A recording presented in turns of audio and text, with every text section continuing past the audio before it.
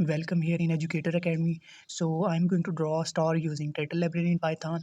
So let me first import Turtle Library. So now let me get screen from Turtle Library. So that's why I'm using vs is equal to turtle dot screen. So it is the screen where turtle draw a star. So this is screen here that is important from Turtle Library.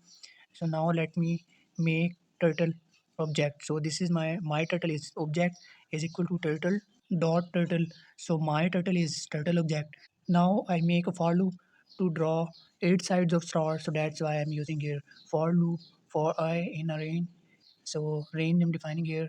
So it will move 5 times so that it will make a star. So this is my for loop. Let me copy this my turtle object and then paste here dot forward at the angle of 100. So this is the turtle that will move forward at 100 units. Let me take again my turtle. So this is turtle object and then it move right at 144 units. So let me run start debugging and then now you can see star is our output. So this is how I make a star using turtle library in Python.